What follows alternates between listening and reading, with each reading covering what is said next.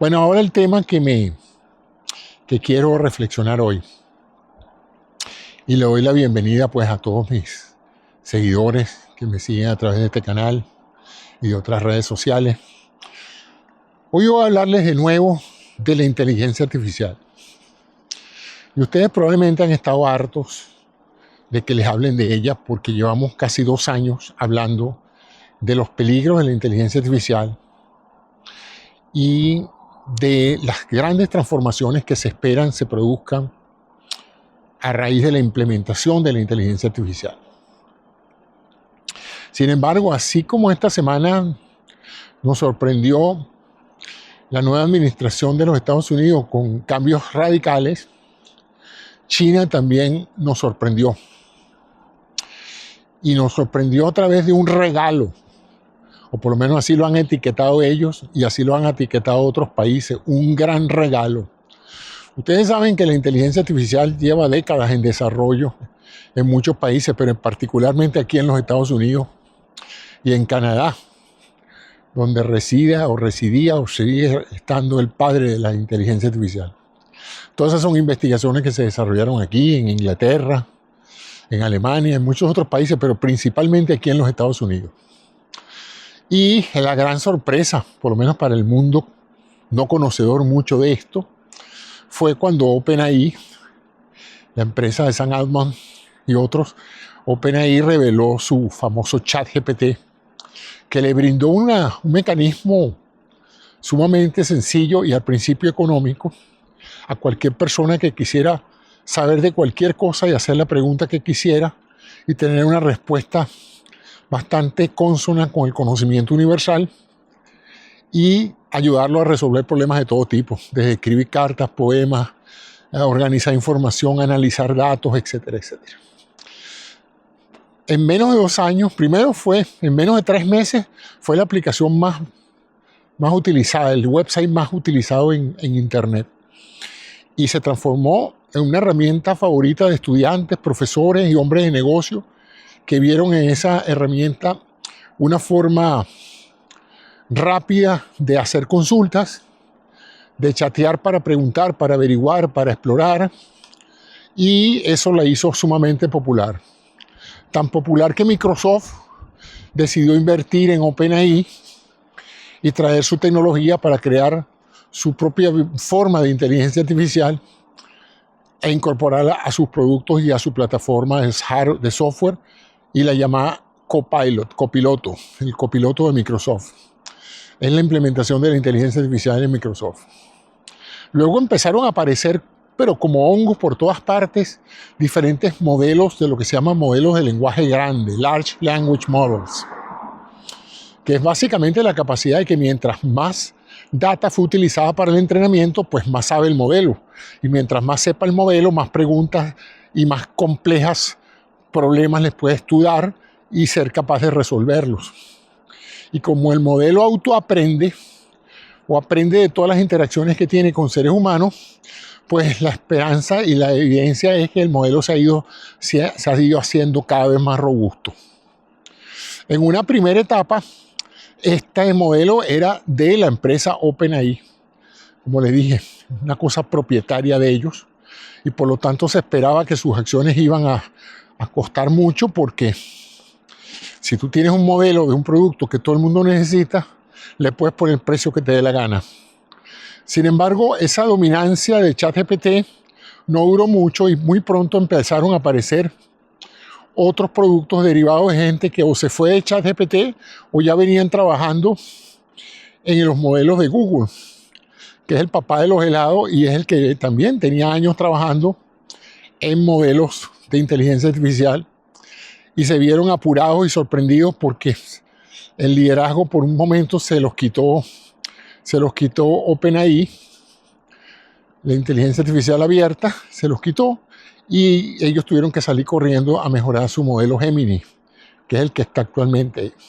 En cualquier caso, era propiedad de Google y era propiedad de OpenAI. Y quien quisiera utilizarlos tenía que pagar. Inicialmente se empezó con una suma de aproximadamente $20 al mes por usar todas las capacidades del modelo, Y para usuarios más exigentes que requieren procesar grandes cantidades de datos y tienen solicitudes complejas, pues hay un programa empresarial o personal, cualquiera que tenga la plata, lo puede hacer, que cuesta $200 al mes. Esto es para utilizar los modelos más sofisticados, más complejos, más capaces de hacer razonamiento lógico sobre las tareas que se le proporcionan. No solamente se expandieron los modelos transformadores que manejaban palabras, sino que apareció la inteligencia artificial, apareció no, pero hizo su aparición en grandes cantidades, el procesamiento de imagen, la creación de imágenes cuando uno le da un texto. Y luego vino la creación de videos. Todos ustedes ya habrán visto imágenes sumamente realistas que lo único que hubo que hacer fue decirle al programa lo que se quería tener, y el programa creó una imagen espectacular que rivaliza con cualquier imagen producida por la fotografía tradicional. Y lo mismo en el cine. Se están produciendo cortos de poca duración, pero que están señalando que el futuro del cine va a tener muchísimo de inteligencia artificial. Todo esto apunta a que Estados Unidos dominaba el mercado actual y futuro de la inteligencia artificial. Las acciones de las empresas que desarrollaron estos modelos, Anthropic, Cloud, etc. Hay una empresa francesa también, LeChat, que tiene un modelo de lenguaje bastante bueno. Lo cierto es que yo diría que en el primer lugar de desarrollo estaba Estados Unidos, y en un segundo, tercer lugar estaba Europa, Alemania, Francia o la misma Inglaterra, pero el factor dominante era Estados Unidos, con dos compañías liderizándola, que son Google y OpenAI. Y luego se incorporó Meta, la compañía que maneja Facebook, y luego se metió Grok, que es el modelo de lenguaje de inteligencia artificial que maneja la compañía de Elon Musk, la compañía X. Entonces ese era el panorama, 4 grandes compañías compitiendo por el mercado de la inteligencia artificial, tratando de o vender eso como un servicio o utilizarlo para que sus servicios regulares se hicieran más poderosos y así atraer más clientes y más anunciantes. O sea que esos eran los dos modelos de negocio, ¿verdad? Y también está vender ese acceso a esos modelos sofisticados de inteligencia artificial para que un grupo de compañías de todo tipo, pequeñas, medianas y grandes, pudieran usar esos modelos por una forma que se llama API, que es una interfase de programación que le permite a cualquiera que desarrolle un código extra pegarse a uno de estos modelos, usarlo y ofrecer un servicio adicional y vender ese servicio bajo el sistema de suscripción. O sea, usted paga mensualmente para que una inteligencia artificial le mejore la foto, le haga videíto, le elabore mejores mensajes, ese tipo de cosas, ¿no? Todo ese tipo de cosas son empresas pequeñas, pero que ofrecen esos servicios porque ellas están enchufadas, si se quiere decir así, a los modelos de lenguaje a través de estos API.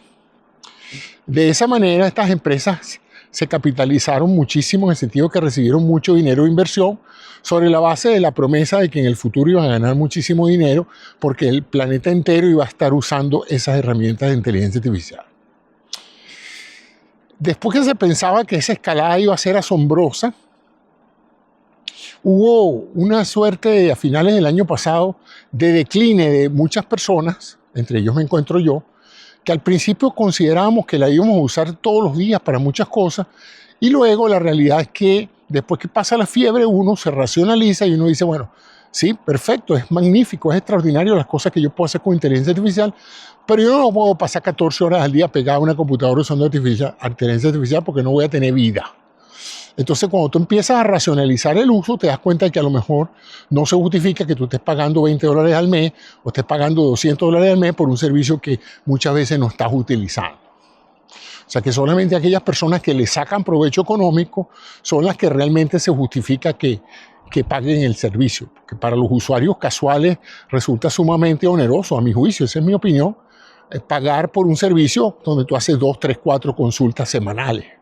Eso sería como pagarle $20 al mes por usar Google, simplemente porque consulto Google 3 veces al día, ¿no? Eso es como demasiado dinero para lo que termina siendo. Entonces, eso es el estatus de cómo estaba la inteligencia artificial hasta la semana pasada. Y ustedes dirán, bueno, José, pero deja el suspenso. ¿Qué pasó esta semana? Bueno, esta semana pasó que China anunció un nuevo modelo de inteligencia artificial. Y todo el mundo dice, inteligencia artificial china, eso no debe servir para nada. Lo anunciaron sin mucho bombo y platillo. Yo tardé 4 días en enterarme que existía. O sea, eso es una idea que a mí que me gusta estar en todo. Pasaron 4 o 5 días y yo ni siquiera sabía que eso estaba pasando. El asunto que se llama DeepSeek, búsqueda profunda, Deep de profundo y Seek de buscar, búsqueda profunda, y es un chat GPT igualito, idéntico. Ustedes entran, es gratuito y lo pueden usar. Y por supuesto las personas que lo vieron dijeron, bueno, vamos a probarlo, vamos a ver qué tan bueno es. Y vamos a ver si es verdad que los chinos se copiaron a ChatGPT. Bueno, yo voy a relatarles lo que he visto, porque yo no soy un experto en inteligencia artificial como para decirles si los chinos se copiaron ChatGPT o no. Pero la gente que he oído en consulta te dicen, no solamente no se lo copiaron, lo hicieron mejor y lo hicieron más barato. Y lo hicieron mucho más eficiente. ¡Wow! Pero ese no es el mayor impacto. O sea, tenemos un nuevo modelo de lenguaje, lo hicieron los chinos, es gratuito para el usuario común y por ahora, todo al principio es gratuito y después que uno se enfiebra, entonces le empiezan a cobrar hasta la manera de caminar por usar el producto, ¿no? Pero por ahora es gratuito. Pero va a seguir siendo gratuito por un detalle interesante. Este modelo de inteligencia artificial que ya lo han probado y los algoritmos de prueba demuestran que es mucho mejor y más eficiente en términos de costo de transacción que ChatGPT y que el de Microsoft y que el de Meta y que el de X, el de la Elon Musk, de Twitter. ¿Qué significa eso? Que ahorita China está en número 1 en términos de los modelos. Este modelo que se llama DeepSeek, búsqueda profunda, es el modelo ahorita más rápido, más eficiente y más prometedor en materia de la inteligencia artificial. Ok, pero la gran sorpresa para todo el mundo es que lo lanzaron como código abierto.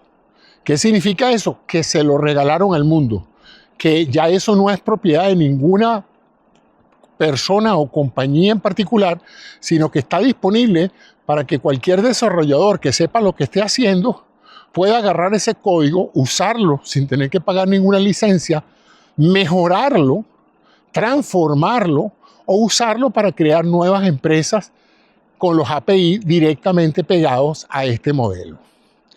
Eso resulta devastador para las proyecciones de ganancias de empresas como Microsoft, como OpenAI, como todas estas corporaciones norteamericanas que se estaban haciendo muchas ideas de que iban a ganar millones de millones licenciando estos modelos, porque ahora resulta que cualquier país del tercer mundo o cualquier compañía en cualquiera de estos países puede perfectamente desarrollar sus propios recursos de inteligencia artificial sin tener que pagarle licencia a ninguna de estas empresas.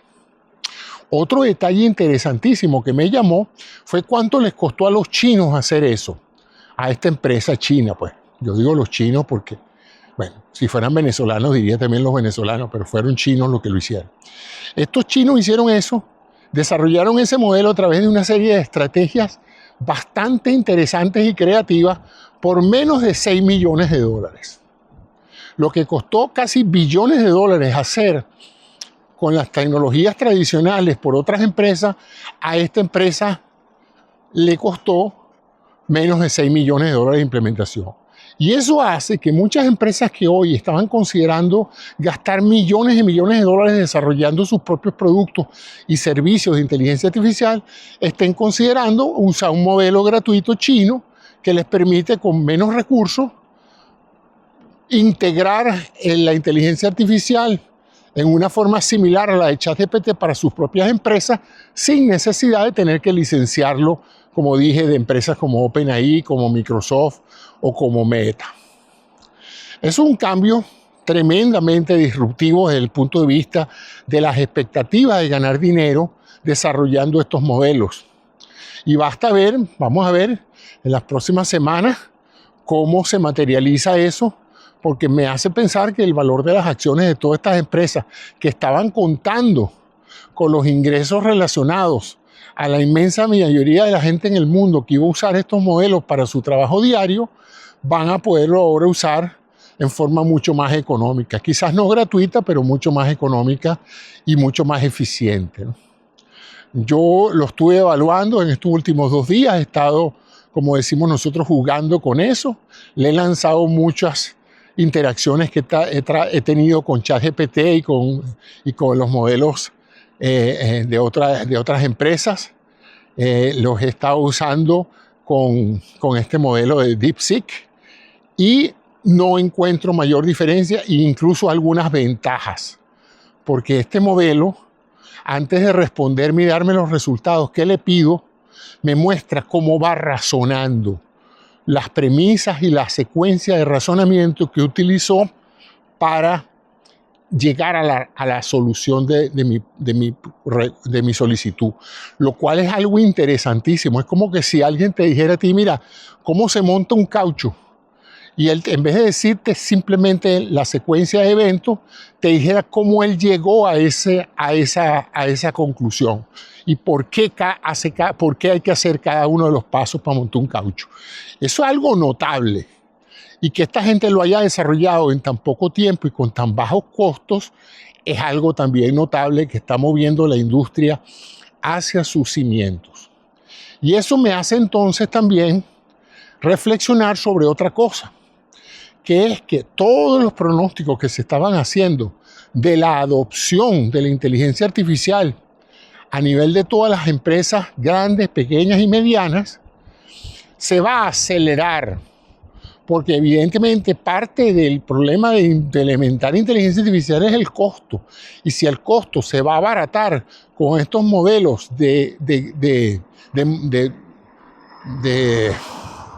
estos modelos de código abierto, como se les llama, open source, esto va a hacer que haya una enorme multitud de empresas pequeñas ofertando servicios, haciendo el mercado cada vez más competitivo, y cuando los mercados se hacen más competitivos, los precios bajan. Así que esa parte está clara. Eso me lleva a otros elementos que se han discutido recientemente esta semana. ¿Y dónde quedamos nosotros, el ciudadano de a pie? Bueno, ya se está anunciando en muchas empresas grandes recortes sustanciales de personal producto de que se van a ser sustituidos por la inteligencia artificial. Empresas tan grandes como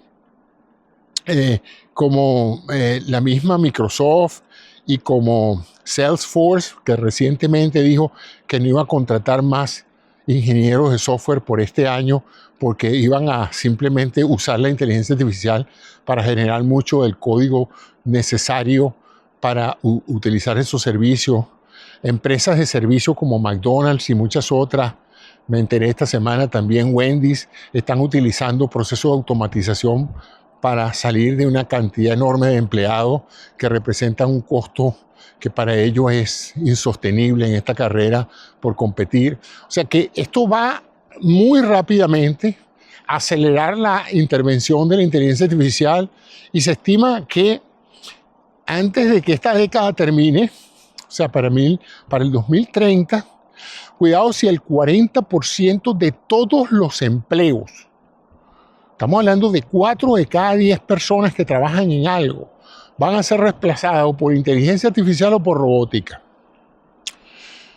Bueno, para darles una idea, durante la gran recesión americana del año 29, Estados Unidos como país tuvo una recesión que generó un 25% de desempleo y el país estaba arruinado y la pobreza era exorbitante, así como también lo era la diferencia entre la gente muy rica y la gente muy pobre.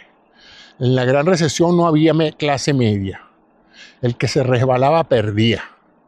Había un grupito de gente que tenía tanto dinero que ni notó la recesión, pero la inmensa mayoría de los americanos estaba sin trabajo. 1 de cada 4. Entonces, si eso fue una gran recesión porque 1 de cada 4 personas no encontraba trabajo, ustedes se podrán imaginar si la inteligencia artificial, como se piensa, puede reemplazar 35% de todos los empleos, eso va a ser algo dramático. El desempleo que va a haber. Y eso me lleva entonces a la reflexión del día, ¿no? Los seres humanos nacemos en un sistema social económico en el cual nuestro destino, nuestro propósito en la vida es trabajar para vivir. Desde tiempos ancestrales, quien no laboraba, no producía los alimentos, no producía los recursos necesarios para sobrevivir. O sea que la vida del hombre ha estado determinada por la necesidad todos los días de trabajar en algo, de fabricar algo que necesita, de matar un animal para comer, de cultivar vegetales para comer y de hacer cambios tecnológicos para poder sobrevivir. De manera de que la naturaleza humana de la supervivencia depende típicamente del trabajo humano y la organización social de que todos en un mismo grupo social trabajen. Y en virtud de eso, para facilitar la magnitud y la colaboración del trabajo que cada uno hace para su grupo social, se inventó el dinero. De manera que tú no tengas que estar cambiando tu esfuerzo y tu trabajo por el trabajo de otro, sino que tú lo cambias por dinero, que representa también la posibilidad de beneficiarte del trabajo de otro a través del intercambio de dinero. En otras palabras, nosotros vinimos a este planeta a hacer dinero si queremos vivir en sociedad y si queremos sobrevivir. Es la manera, y por eso es que en diferentes épocas siempre hemos estado en la necesidad de trabajar. El hombre, en una forma muy sagaz, inventó también una forma de ganar dinero sin trabajar, que era esclavizar a otros seres humanos. En otras palabras, bueno, sencillamente si ustedes ven las grandes civilizaciones, todas han tenido esclavos. Porque la única manera de hacerlas poderosas, de tener grandes ciudades, de tener grandes pirámides, de tener grandes lujos, era sencillamente que mucha gente trabajara. Y si la gente que estaba en el poder no quería trabajar, pues la única manera de que eso se hiciera posible era teniendo esclavos. O sea que el hombre estaba esclavo del trabajo a través de toda su historia, ¿no? Y luego, más modernamente, pues el hombre cambió la esclavitud por la esclavitud al dinero. Pues ahora no eres esclavo de una persona en particular. Bueno, algunos sí siguen siendo esclavos, pero la mayoría están cambiando su tiempo y su vida y su salud por el dinero para poder comer, para poder abrigarse, para poder tener un vehículo, etcétera, etcétera. Entonces, hasta ahora hemos tenido una civilización y un desarrollo social, cultural y económico que depende básicamente de que todo el mundo consiga un trabajo y ocupe un punto en la sociedad que colabore con el todo. Pues en otras palabras, algunos bailan, algunos cantan, otros hacen prensa, otros fabrican lanchas, otros hacen aviones. Cada uno contribuye con su cuota, recibe un beneficio por eso y todos progresamos de acuerdo. Unos más que otros en la medida en que se las arreglan para ubicarse en una posición donde ellos o puedan ganar mucho dinero en virtud de su talento o puedan ganar mucho dinero en virtud del talento ajeno. Pero en cualquier caso se produce esa división de clases en función del dinero que puedes hacer. Cuánto ganas, cuánto eres, cuánto tienes y cuánto eres. Dime cuánto ganas y te diré quién eres, ¿no? Y esa es la sociedad en que estamos viviendo y el sistema capitalista pues organizó eso y prevaleció sobre el sistema comunista y socialista, y hoy por hoy pues en todas partes del mundo, hasta en los países llamados comunistas, pues lo que hay es un capitalismo donde las personas tienen que trabajar para vivir, si no pues no hay forma de que puedan sostener su cuestión, de manera que el propósito para muchas personas de levantarse todos los días es producir lo que necesitan para poder justificar su existencia en este planeta. Y las personas que no producen son muy mal vistas, son considerados mantenidos por familiares o por el mismo Estado, pero es una conducta que determina que tú debes obligarte a buscar un trabajo o a desarrollar una industria o un comercio que te permita justificar tu existencia como seres humanos. Tu propósito de vivir es contribuir al bienestar de todos y de tu familia trabajando o haciendo que otros trabajen para ti. Cualquiera de las dos formas vale. La segunda es preferible que la primera. Bueno, entonces resulta que nunca antes en la historia del desarrollo de la humanidad, la tecnología que siempre ha ayudado a hacer el trabajo menos duro, creando instrumentos, aparatos, maquinaria que sustituye la fuerza muscular del hombre, de manera que el hombre pueda tener más tiempo libre, pueda hacer un trabajo más ligero, pueda disfrutar más de su familia, pueda trabajar a distancia, pueda comunicarse y hacer más efectiva la calidad de su vida. Eso hasta ahora había sido elementos de progreso, pero con cada ola tecnológica que traía nuevos cambios, desaparecían unos cuantos empleos y se generaban otros. Había una transición que afortunadamente en el pasado no ocurría de un día para otro. A veces tardaba generaciones hasta que una tecnología se implantaba y desplazaba a las otras, de manera de que la persona podía nacer y morir con su propio oficio. Si usted era un tipógrafo, que yo recuerdo que en una época yo hice un curso de tipografía, de los que hacían planchas tipográficas para imprimir periódicos, usted podía durante muchos años trabajar en una tipografía y vivir de esa habilidad, de esa destreza. De repente vinieron las computadoras, cambiaron todo el proceso de producción de material impreso y la necesidad de una persona que supiera colocar tipos en una plancha para imprimirlos se perdió y ya esos empleos desaparecieron, pero aparecieron unos nuevos. Sin embargo, en toda esa evolución de desaparición de empleo y de creación de nuevos empleos, había un elemento en común. Usualmente, lo que se requería era una persona que usara otra maquinaria que la que usaron la generación anterior, pero se requería el mismo CPU, el mismo ingenio humano, es decir, se necesitaba un operador humano, una inteligencia que supiera mover la palanca, observar un medidor, tomar una decisión, accionar un botón. O sea, la tecnología mejoraba la necesidad de la fuerza física, de muchas cosas, pero no reemplazaba la inteligencia humana. Hasta para servir y preparar una hamburguesa se necesitaba alguien que colocara la carne en el pan y le echara la mantequilla y le echara la mayonesa. Todo eso se necesitaba porque sencillamente, aunque había máquinas que facilitaban el trabajo, todavía se necesitaba el criterio humano y la decisión. La inteligencia artificial cambia todo eso y por primera vez nos ofrece tecnologías que sí nos sustituyen enteramente, no solamente en la parte mecánica de mover una cosa de un lado a otro, de mover un tornillo en cierta dirección, de leer una pantalla, de interpretar una imagen o de producir una imagen, sino que nos reemplazan en la toma de decisiones inteligentes. Son sistemas que son capaces de entender y razonar como el ser humano. No les estoy diciendo pues que esta computadora, este sistema de DeepMind, de DeepSeek, como se le pusieron ellos, no solamente les da la respuesta porque la saca de algún lado. No, él la razona y finalmente la da una vez que está razonada y ponderada. Idénticamente como haría una persona con un cierto nivel de inteligencia. Entonces eso crea esta pregunta que nos hacemos todos. ¿Qué va a pasar cuando una masa crítica, y ya lo he dicho en varios programas anteriores el concepto de la masa crítica, qué va a pasar cuando ya no sea el 5% de la población desempleada, el 10%, el 15%, ya llegue al 20%, fíjense, en el 25% ya tenemos una recesión brutal.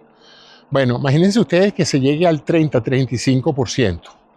¿Qué significa un 35% de la población sin propósito de vida? No porque no quieran trabajar, sino porque no hay trabajo. No porque no quieran entrenarse, sino porque se necesitan simplemente menos personas para hacer lo mismo. Entonces sí, te puedes entrenar, pero no todos los que se entrenan van a tener trabajo, porque sencillamente el sistema que se ha creado va a necesitar menos operadores. En el principio se hablaba, hace 1 año y medio, 2 años, que bueno, lo que va a pasar es que las personas van a tener que acostumbrarse a trabajar con la inteligencia artificial, y aquellos que aprendan inteligencia artificial van a ser cada vez más eficientes y por lo tanto van a ganar más dinero. Mire, todo esto hace pensar que eso es pura paja, porque muchos de estos cargos que originalmente se pensaban van a ser también automatizables. Cualquier cosa que pueda en un momento dado producirse producto de un razonamiento lógico o de un pensamiento crítico va a poder ser sustituido por un sistema de inteligencia artificial. Y con estos nuevos modelos de aprendizaje, donde así como aprende un niño que se le premia por lograr las cosas bien hechas, así aprenden estos sistemas. O sea que en la medida en que más los usemos y más les digamos que están haciendo las cosas bien, más van a aprender, sin necesidad de nosotros. Es un aprendizaje por reforzamiento. Entonces, eso todo va a crear un panorama bastante preocupante en países industrializados, donde parte de su riqueza depende básicamente no solamente de la contribución económica de la gente empleada en algo, sino de que esas personas consuman. En el sistema capitalista, el sistema funciona en la medida en que los consumidores existen, porque si los consumidores no existen o no tienen confianza en consumir, los productos no se venden, y si los productos no se venden, las empresas reducen personal y se produce entonces un círculo vicioso que hace que si se reduce personal, entonces más personas dejan de consumir, y cuando afuera tenemos lo que se llama la paradoja de la pobreza, que mientras más la gente ahorra para no perecer, más se cae el sistema, porque lo que gasta otro es el salario mínimo. Si otra persona no gasta en cualquier cosa, sea gasto necesario o sea gasto suntuario, pues yo no gano, sea cualquier cosa que yo haga.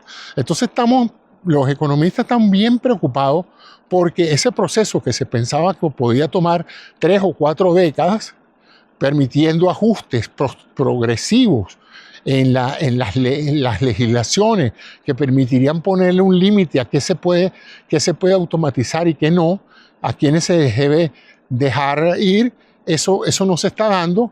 Las empresas están dictando los desarrollos tecnológicos.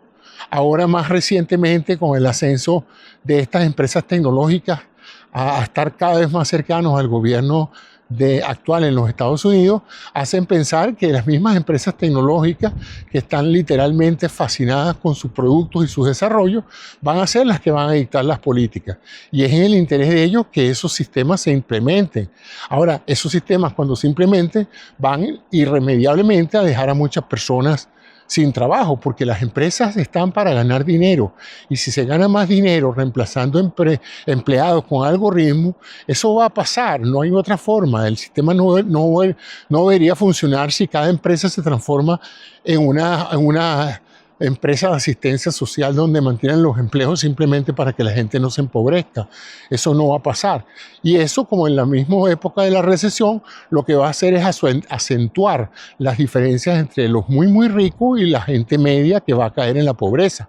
Entonces se van a producir todos esos escenarios distópicos que ustedes han visto en algunas películas, donde los ricos viven rodeados de todo tipo de seguridad, pero la inmensa masa de seres humanos no tiene mayores cosas que hacer, y como dice Pepe Mujica en el Uruguay, ya ni siquiera van a ser explotados, porque ni siquiera para eso se necesitan.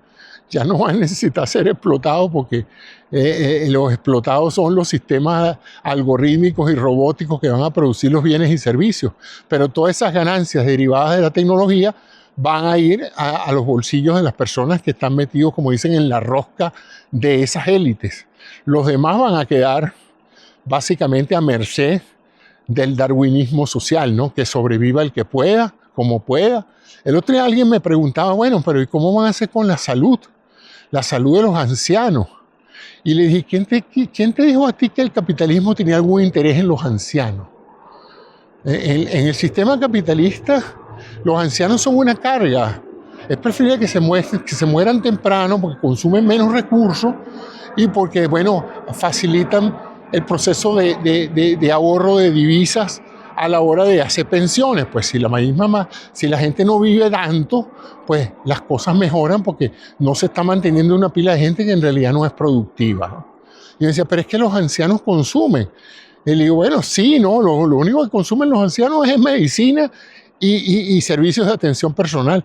Pero fuera de eso, los ancianos son extraordinariamente pichirres a la hora de gastar en nada, porque simplemente están contando cada dólar que ganan o cada dólar que tienen de pensión.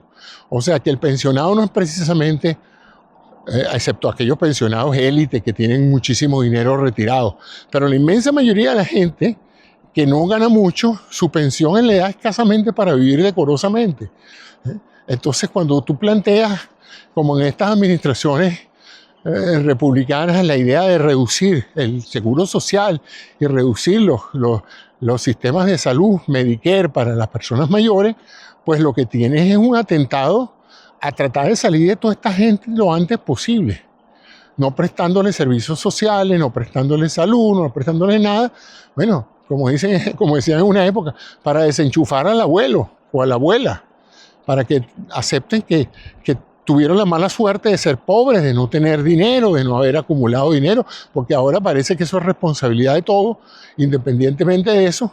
Y entonces quien no llega viejo con una buena fortuna, no es culpa de las situaciones o de las adversidades que haya tenido, sino culpa de su mala planificación y de no haber tenido educación financiera.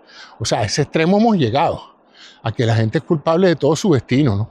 Claro, por supuesto, cuando les pasa a la gente con dinero, todos buscan ayuda del Estado, ¿eh? Pero cuando le pasa a la gente pobre, son todos unos mantenidos y unas personas que lo que hacen es vivir de los gobiernos. Bueno, como les dije, en los próximos años vamos a ver un cambio dramático si los gobiernos aquí y en otros países ceden a la tentación tecnológica de implementar la inteligencia artificial y robótica en todo, sin pensar en el impacto socioeconómico de decenas de miles de personas sin trabajo y las consecuencias que eso va a traer. Vamos entonces a esta sociedad distópica donde el planeta entero va a ser para el hiperconsumo del 5% o el 1% de la población mundial, y el 90% de la población mundial pues vivirán en las condiciones más primitivas posibles, ¿no? Como ya de hecho en muchas áreas, en muchos territorios es así, ¿no? En África ciertamente los africanos pues viven muy mal en su mayoría, ¿no? A pesar de ser un continente sumamente rico en recursos naturales, pues el nacer en África no hay ningún beneficio. Bueno, esas son algunas de las reflexiones, se los digo entonces porque prueben este modelo, se llama DeepSeek, deepseek.com, DeepSeek, buscar profundo, búsqueda profunda.com. Yo lo he probado, se parece muchísimo y me parece bastante robusto. Los expertos dicen que es tan bueno o mejor que OpenAI, por lo menos en la parte de chat. Y bueno, yo creo que los chinos en materia de inteligencia artificial se emparejaron con las empresas norteamericanas, y esto es solamente una empresa china. No quiero ni imaginarme que pronto va a haber una cascada, porque parece que lo que pasó con la inteligencia artificial es lo mismo que ha pasado con otros aspectos tecnológicos y científicos, pues que una vez que un investigador descubre cómo es la cosa y publica, pues los otros investigadores no tienen que ser unos genios para darse cuenta de que sobre lo que se ha escrito ya se pueden mejorar ciertas cosas, y eso fue lo que hicieron los chinos.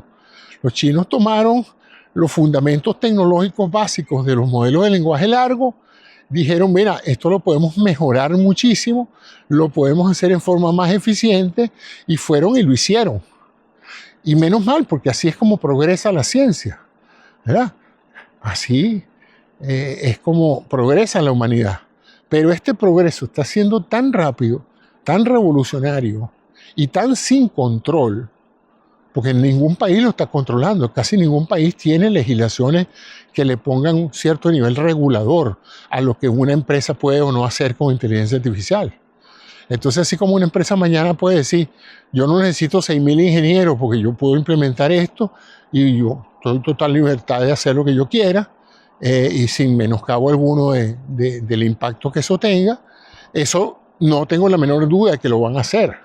Y eso va a afectar comunidades, va a afectar la base de los impuestos. Los gobiernos van a tener que o taxar muy fuertemente estas compañías tecnológicas que están ganando muchísimo dinero, o se va a deteriorar muchísimo la base taxable de la clase media. Es decir, bueno, habrá ciudades donde no hay empresas tecnológicas de estas y donde solamente el 5 o 10% de la población de la ciudad tenga un empleo estable y los demás 90%, no sé, vivirán del aire, ¿no? Y por supuesto, cuando no hay crecimiento económico y la gente no tiene salario, pues no paga impuestos, no hay calles, no hay bomberos, no hay recursos, no hay servicios públicos, no hay policía. Y entonces se crea el círculo de la pobreza, ¿no? Todo falta, todo está mal hecho, todo no funciona y la pobreza es terrible, pues. La única manera de no ser pobre es mover el motor económico de una sociedad, hacer que la gente gane dinero prestando servicios y vendiendo sus servicios. Pero eso asume que hay trabajo. Y eso acuérdense que en el pasado los empresarios se jactaban de una frase que les gusta mucho, a mí me gustaba mucho también, creadores de empleo, job creators. Yo soy un job creator. En vez de decir yo soy un empresario que quiero ganar mucho dinero a costa de los demás, yo decía no, yo soy un creador de empleo. Y en realidad son creadores de empleo. Pero ahora no van a necesitar crear empleos, ahora van a necesitar implementar tecnología. Ya aparte de los empleos, hace mucho tiempo las empresas dejaron de medirse por su cantidad de empleos. Yo recuerdo cuando yo llegué aquí a los Estados Unidos, una de las cosas que la empresa para la que yo trabajaba decía, es que tenemos más de 50.000 personas, es que tenemos más de 50.000 empleados en todas partes del mundo. O sea, era motivo de orgullo para una empresa citar el número de empleados porque eso daba una idea de la magnitud, del poder de la empresa. Si tú tienes 5.000, 10.000 empleados, wow, tú eres una gran empresa versus tú eres una empresa de 3 personas. Bueno, resulta que ahorita hay empresas multimillonarias de 20 personas. Entonces ya incluso pasó a ser una raya tener demasiados empleados, ¿no? Ciertamente las bolsas no benefician ni premian mucho a las compañías que emplean mucha gente, ¿no? Entonces la pregunta es, en un sistema económico, cultural, donde la gente se valora por el empleo que tiene, tú con todo orgullo dices que yo soy médico, yo soy abogado, yo gano $1 millón al año. ¿Qué va a pasar cuando toda esa gente que toda la vida ha visto el trabajo como el propósito de su vida, ahora no consigue trabajo como abogado porque los contratos los hacen con inteligencia artificial, no consigue trabajo como médico porque la inteligencia artificial ha sustituido, qué sé yo, una enorme cantidad de médicos familiares, porque las enfermeras ahora son robots, muchas enfermeras son robots, muchos cirujanos, pues, si antes operaban con 3 ayudantes, ahora opera un cirujano con 3 robots. Entonces, nadie está exento de ser reemplazado. Los pilotos de las Fuerzas Armadas, que siempre se pensó, bueno, nada más excitante y exigente que entrenarte para hacer un avión de combate. Bueno, en el futuro eso va a desaparecer. La aviación militar va a ser puro drones. Y tú dices, bueno, pero por lo menos tendrán que tener alguien que maneje el dron.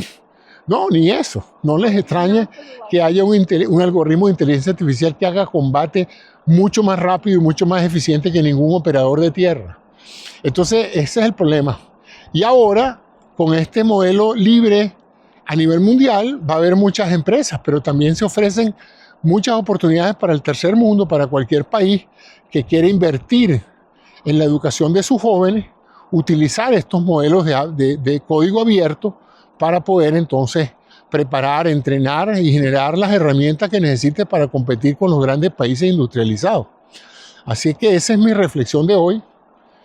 Traten de familiarizarse un poquito más con esto porque ya les dije, esto tiene una semana. Los chinos lo lanzaron el mismo día que Trump tomó el poder. Eso fue como un regalito, ¿no?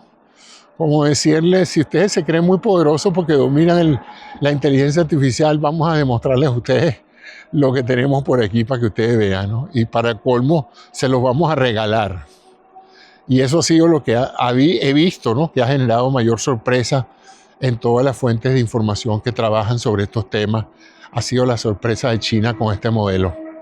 Así es que los dejo con ese punto de reflexión.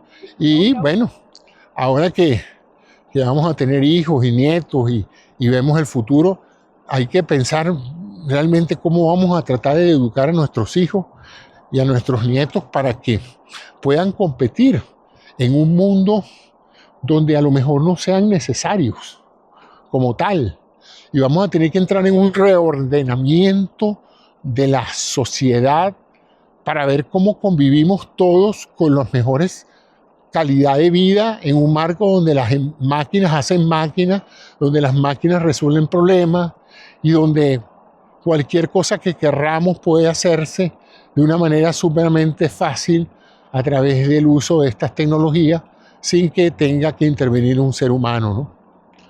Entonces, yo dentro de mi mundo de la medicina veo aplicaciones de inteligencia artificial por todas partes. Incluso durante un tiempo yo dije al principio, aquí los médicos todos van a quedarse sin trabajo. Aquí los únicos que van a quedar con trabajo en el sector salud son las enfermeras y los cirujanos. Las enfermeras pues son las que atienden físicamente a los pacientes y los cirujanos porque alguien tiene que operar. Pero todos los que hacemos trabajo intelectual, todos los que escuchamos un cuento o vemos una imagen del paciente y emitimos un diagnóstico y hacemos una recomendación terapéutica, todo eso va a ser posible ser sustituido, todo. No tengo la menor duda. Yo sé que duele, a mí y mis colegas les entra un pánico existencial, pero bueno, hay que estar preparados porque cuando pase vamos a tener entonces que ver qué vamos a hacer. Vamos entonces a confiar en un doctor ChatGPT, en un doctor electrónico, pero que ya está demostrado que se equivoca menos que el doctor de carne y hueso. Es un problema dramático, porque uno al principio dice, no, yo quiero que me vea un humano. Oye, pero que no se equivoque como se equivocan los humanos, porque los humanos también se equivocan bastante, ¿no? Entonces ahí es donde vamos a tener una situación bastante difícil, ¿no?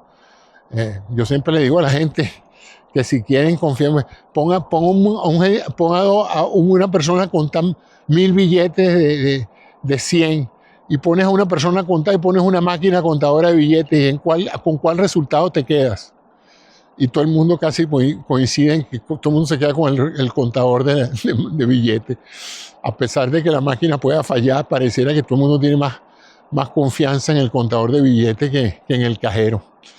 Cuando empezó la inteligencia artificial empezó así, todo el mundo, nadie confiaba en eso y ahora hay una cantidad de gente que depende enteramente de los resultados que da la inteligencia artificial. Así es que ahora con esta robótica yo veo en el futuro cirujanos robots y veo enfermeras robots que entran a la habitación del paciente, lo levantan, lo bajan, le inyectan medicamentos, hablan con él, le toman los signos vitales, le dan las medicinas, verifican lesiones, se comunican con el médico, se comunican con un médico de inteligencia artificial, le transmiten todos los datos que han recibido, reciben automáticamente las indicaciones, comparan las indicaciones de esas con las anteriores, verifican la identidad del paciente. Bueno, todo lo que hacen las enfermeras.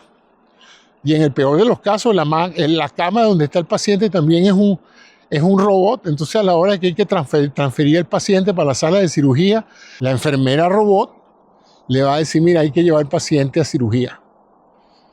Y entonces el robot dice, no hay problema. ¿A cuál pabellón? Al pabellón 5.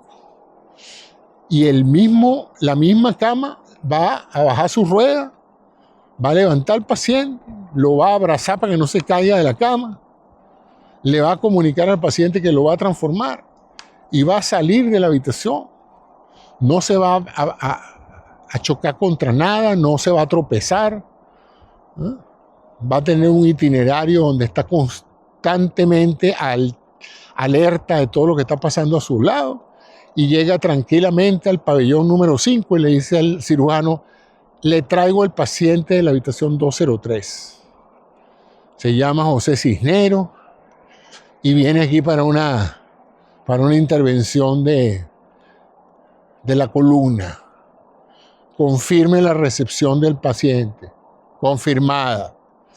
Entonces el paciente o otro robot lo baja de la cama, lo pone en la cama operatoria, la cama del paciente se dirige de nuevo a la habitación para no seguir molestando. Ya ahí van, ¿qué? 5 o 6 personas que ya no van a tener esa ocupación. Probablemente haya una supervisando que el robot está haciendo las cosas bien, pero fuera de eso. Y entonces, si esa era una operación donde había un cirujano y 5 ayudantes, o 3 ayudantes, 2 ayudantes, más todo el personal de instrumentación, ahora el cirujano opera y lo ayudan 3 robots que le pasan los instrumentos que él necesita, ven, observan, colaboran con el cirujano, lo alertan si se descuida de algo. Los robots están viendo y escuchando todo lo que está pasando en pabellón. Si el doctor tiene duda porque ve una estructura interna en el cuerpo que no reconoce, pide ayuda al robot. El robot consulta con otro cirujano por teleconferencia y le dice: el cirujano Cisneros está en problemas, tiene una cosa ahí que está viendo en la vía biliar y no sabe si eso es una arteria accesoria o cuál es la que hay que cortar o cuál es la que hay que ligar. Vea usted lo que está viendo él, dígale de aquí qué tiene que hacer o qué no tiene que hacer. Y entonces otro cirujano puede directamente ver eso y te dice: Cisneros, no toques eso, Cisneros, déjalo ahí donde está. Ni se te ocurra tocar esa arteria. Ah, bueno, vale, gracias, doctor Lilwe, gracias por su comentario. Y entonces, bueno, así continúan mis escenarios de la inteligencia artificial en medicina. Termina la operación y la mismo cirujano ahí, el cirujano accesorio robotizado, le da todas las instrucciones a todo el personal de enfermería, las drogas que se van a administrar, a qué hora, cómo, las cosas que deben observar, las temperaturas, las notificaciones, los algoritmos de respuesta inmediata. Si el paciente le sube la fiebre, le administra esto automáticamente. Si al paciente le sube la presión arterial, administra esto automáticamente. Corrija esto, corrija aquello, todo eso algorítmicamente. Usted sabe la cantidad de errores que se evitan con eso. Cuando eso pasa ahorita, hay que llamar por teléfono al doctor a las 2 de la mañana donde esté. Y esperamos que el doctor esté sobrio para que entonces nos diga qué va a administrarle al paciente que le está subiendo la frecuencia cardíaca. Entonces, esas son cosas que hoy pasan. Yo se las digo porque esas cosas pasan. Y eso no debería pasar. Y eso va a ser sustituido por sistemas de este tipo. Sistemas mucho automatizados y sumamente auditables. O sea, cuando pase algún error, va a ser muy fácil para las personas que conducen la supervisión de esos procesos identificar qué fue lo que falló, cuál fue la medicina que no funcionó, cuál fue la dosis que no funcionó. E inmediatamente cualquier alerta se le va a transmitir a todas las cirugías parecidas en el mundo que tienen la misma situación, para que todas estén alertas de que tal o cual medicamento no está funcionando como tal. O sea, eso es revolucionario. O sea, que por un lado ofrece unos beneficios soberanos sobre el manejo actual de la atención médica.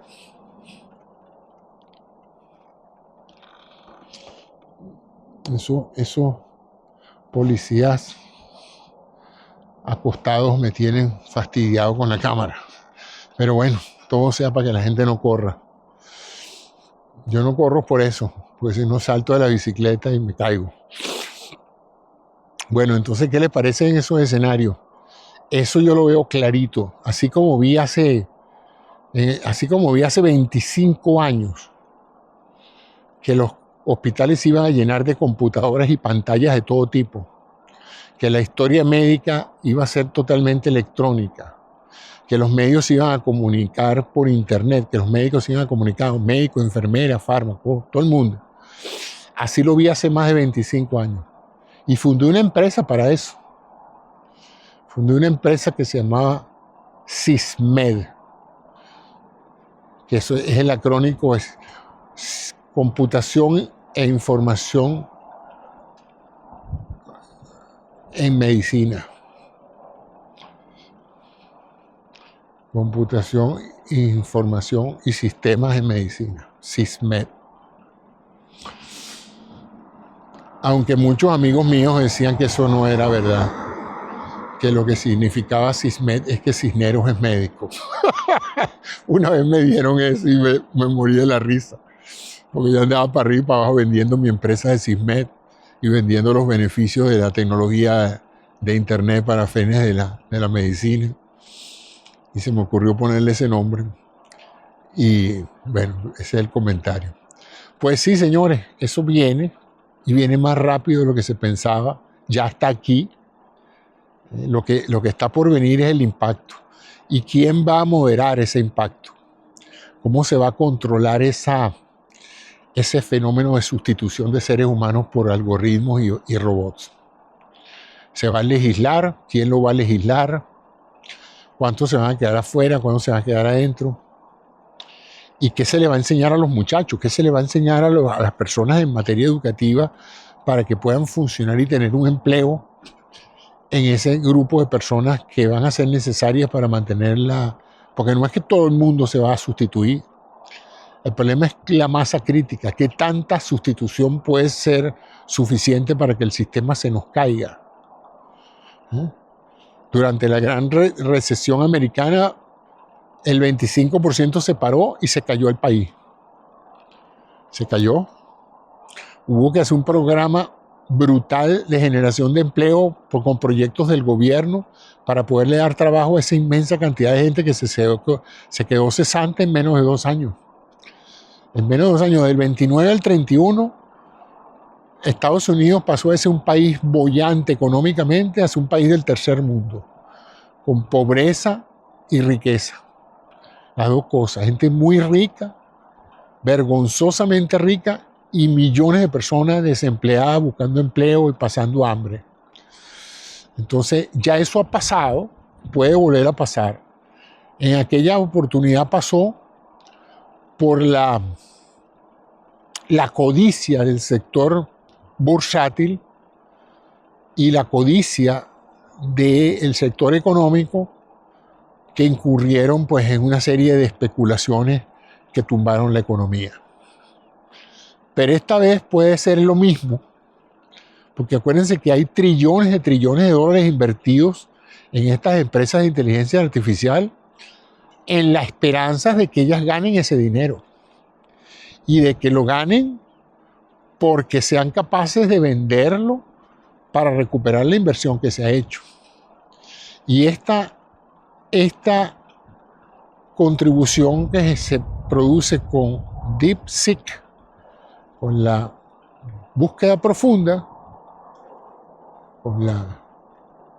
eso puede crear un enorme drama a la hora del cálculo de las proyecciones que estas empresas tenían de ganar dinero y poder pagar las expectativas que tienen los inversionistas de que esta gente gane mucho dinero, ¿no? Si esto de la inteligencia artificial se transforma en un commodity, como llaman, o sea, en un servicio que cualquiera puede tomarlo gratis, mejorarlo, implementarlo y no tener que pagarlo, puede afectar a mucha gente, ¿no? Y pasa con todo. Ahorita con la generación de cine por inteligencia artificial, imagínense ustedes, hay toda una industria de personas que viven del trabajo creativo, de hacer un guión, una producción, cámaras, actores, etc. Si todos esos actores, si todas esas cámaras, si todas esas imágenes, si todos esos videos y producciones se transforman en algoritmos de inteligencia artificial y logran, si no magistralmente, sustituir la creatividad humana, pero sí lo suficiente para ofrecer películas a granel con muy bajo costo, bueno, los artistas de cine quedarán unos cuantos pocos que ganarán mucho dinero, pero la inmensa mayoría no conseguirá trabajo como actor, ¿no? O como doble, o como extra. Y los escritores lo mismo. Y la gente que hace música la misma. Y los músicos también, pues. Para todos aquellos que venimos de mi generación, y probablemente de la generación suya, la que me está escuchando, o el que me está escuchando, nosotros conocimos la inteligencia humana, la disfrutamos, la vimos en músicos, en artistas, en pintores, dibujantes, creativos, intelectuales, artistas de todo tipo, escritores, todas las expresiones de la inteligencia humana. Por lo tanto, la valoramos mucho. Cuando vemos una bailarina, cuando vemos un tenor, cuando vemos una soprano, cuando vemos una actuación soberbia en una película, y decimos qué gran actor, qué gran escritor, qué gran poeta. Vemos un atleta, caramba, que es sorprendente. Y nosotros valoramos mucho eso, porque lo hemos vivido, porque hemos sentido en nuestra generación el valor del esfuerzo de un individuo por superarse, por ser algo más que el promedio dentro de su mundo, ¿no? Pero yo trato de imaginarme dentro de varias generaciones donde la gente esté tan acostumbrada a escuchar cantantes virtuales, cantantes, artistas, actores que no existen, modelos que no existen, libros escritos automáticamente, poemas escritos automáticamente.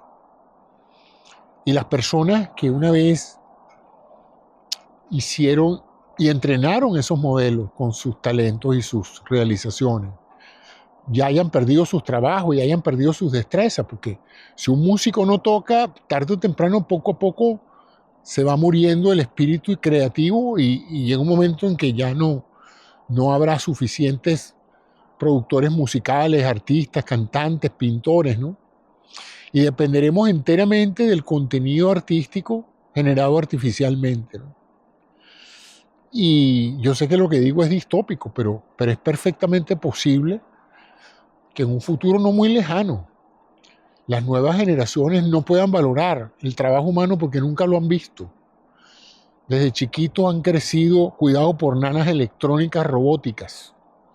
Así es que esos viejos recuerdos que nosotros tenemos de nuestra madre, de nuestras personas que nos atendieron cuando chiquitos, esos viejos recuerdos que tenemos de las enfermeras que nos atendieron en el hospital o del médico que nos vio nacer, todo ese tipo de cosas que son intrínsecamente humanas, se pueden llegar a perder si uno deja de valorarlas.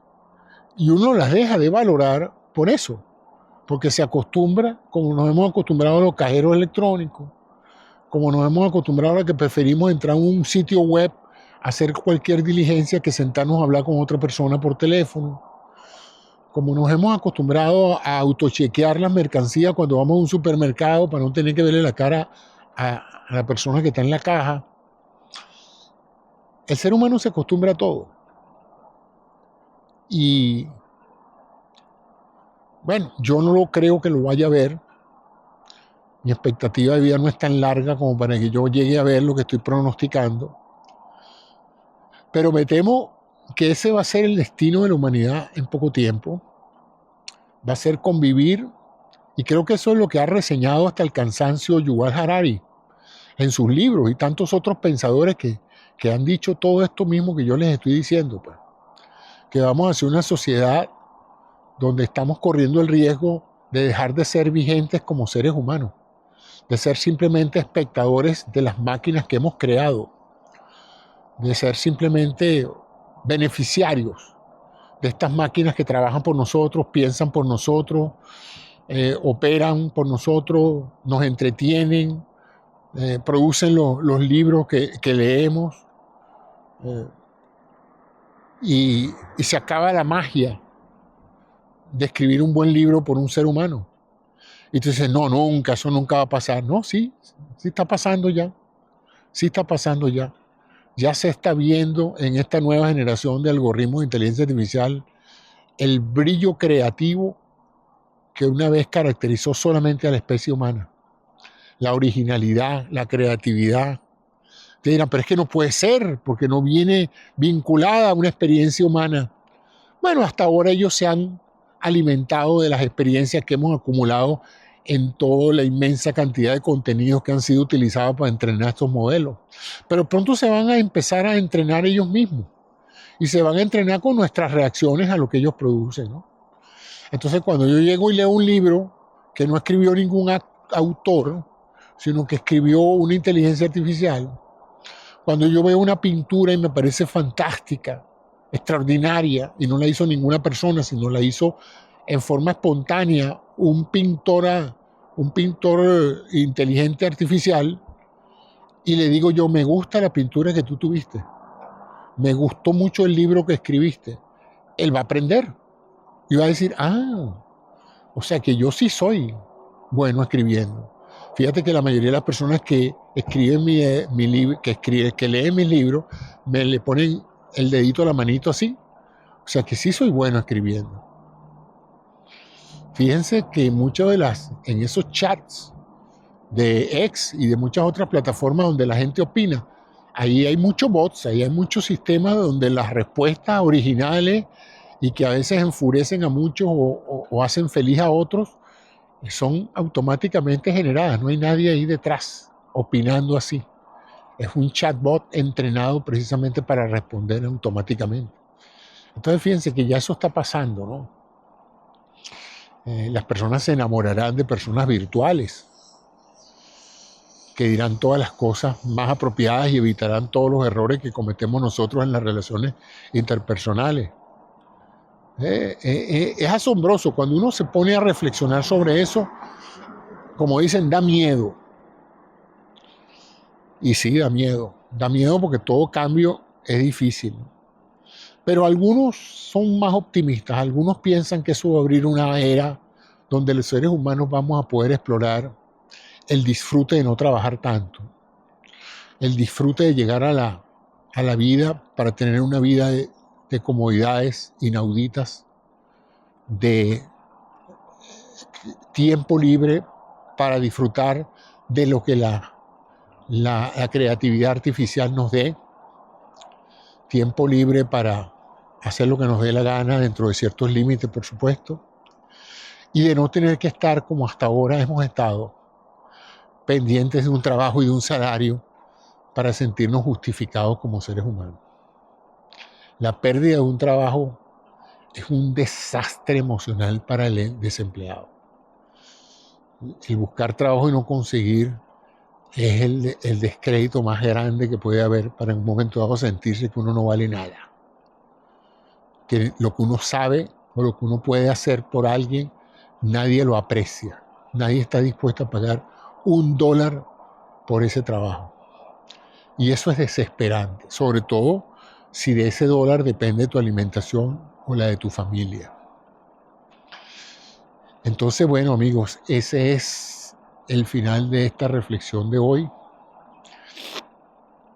Estos últimos días no hice ningún tipo de reflexión en movimiento porque hacía mucho frío aquí. Y bueno, pedaleando así uno se expone a cambios de temperatura importantes, pero hoy el clima ha estado más bien adecuado con una chaquetica como estoy hoy.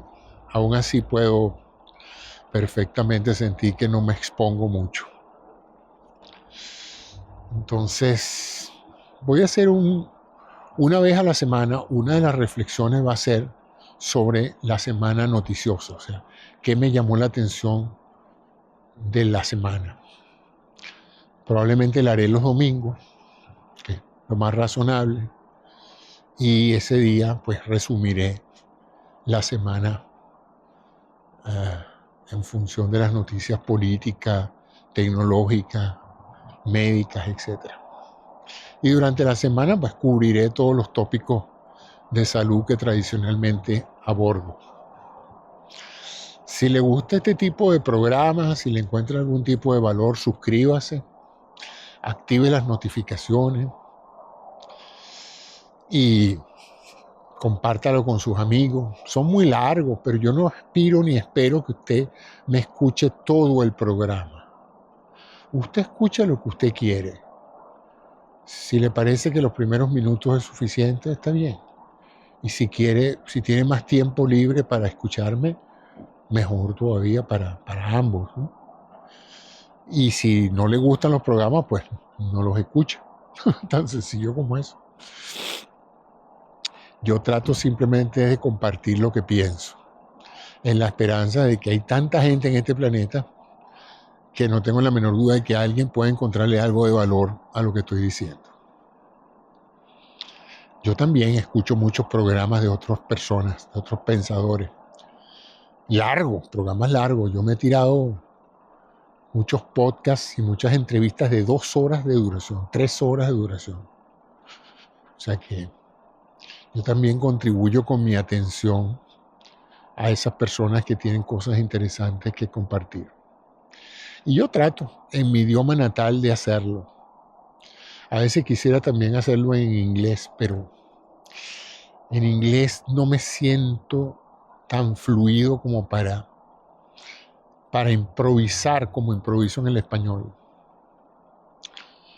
Pues todo esto es improvisado, yo no estoy leyendo nada, yo no estoy llevando ninguna chuleta que me diga lo que tengo que decir, ni siquiera un apuntador que me diga si realmente lo que viene es tal o cual cosa. Es lo que, yo digo lo que se me ocurre en el momento.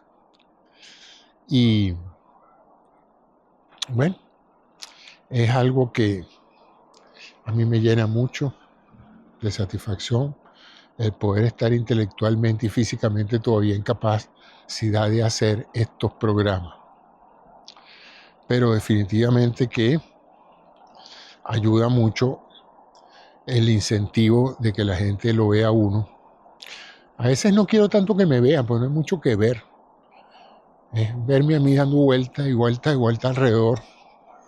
Ya deben conocer mi vecindario mejor que yo. Pero la idea es que escuchen porque yo trato de decirles cosas que no solamente son de interés para mí, sino que yo creo que son de interés para todos nosotros. Sobre todo los que tenemos hijos y ahora vamos a tener nietos. Porque ayer me enteré de que viene un nieto varón para mí, lo cual me da una gran satisfacción. Voy a ser abuelo, entonces tengo que pensar qué tipo de abuelo quiero ser. Un abuelo optimista, un abuelo creativo, un abuelo nutricional, para que mi nieto crezca enriquecido con las contribuciones y los comentarios del abuelo. Lo más probable es que se duerma escuchándome, pero no importa. Si aunque sea para eso sirvo, me siento más que realizado. Un día de esto voy a hacer unas reflexiones de movimiento de lo que significa ser abuelo. Siempre escuché que me decían, todo te va a cambiar cuando seas abuelo. No tienes idea de la transformación que vas a tener cuando seas abuelo. Bueno, creo que lo sabré cuando llegue mi nieto, pero he estado pensando en eso, sí, en que la llegada de un nieto para los padres representa el cierre de uno de los tantos ciclos que uno vive. Porque la vida es eso, capítulos. Un capítulo es la infancia, otro capítulo es la adolescencia, otro capítulo es la temprana juventud. Después viene el capítulo de los grandes amores, después el del matrimonio, después la llegada de los hijos, el capítulo laboral, qué profesión, a qué te vas a dedicar, cómo te vas a ganar la vida. ¿Vas a ser generador de empleo o vas a ser un empleado? ¿Vas a ser rico o vas a ser pobre? Tanta gente que yo he conocido que quería ser rico y no han llegado. Y tanta gente que nunca ha hecho nada por ser rico y las circunstancias lo pusieron donde hay y terminaron ganando mucho dinero, ¿no? Por una razón u otra. Mucha gente trabajadora, mucha gente afligida por desgracias naturales, mucha gente afligida por razones de salud. O sea, la vida es una continua superación de etapas y de retos. Y ahora pues tenemos el reto de la inteligencia artificial. ¿Qué vamos a hacer con ella? ¿Cómo la vamos a utilizar?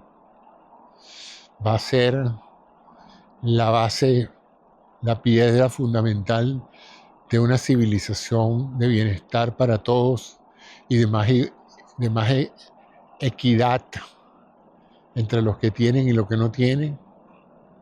¿O vamos a seguir utilizándolo como un recurso de explotación de uno contra otro? Eso es una de las cosas que más me pregunto cuál será. Pienso que se lo ha preguntado todo el mundo en la historia del hombre, ¿no? ¿Hacia dónde vamos? Quo vadis. ¿Hacia dónde va todo esto? ¿Por qué vino uno aquí? Para muchos esa pregunta de por qué uno vino aquí parecería ser una respuesta al unísono. Muchos dicen, yo vine aquí a trabajar, porque no he hecho otra cosa en mi vida que trabajar como un burro. Muchos han dicho, yo vine a disfrutar, porque no he hecho otra cosa en esta vida que disfrutar. Muchos dicen, yo vine a pelear, porque no he hecho otra cosa que pelear. O yo vine a contemplar, no he hecho otra cosa que contemplar. Hay gente que tiene la fortuna de poder hacer lo que quiere hacer. Y hay otros que terminan haciendo lo que otros quieren que ellos hagan.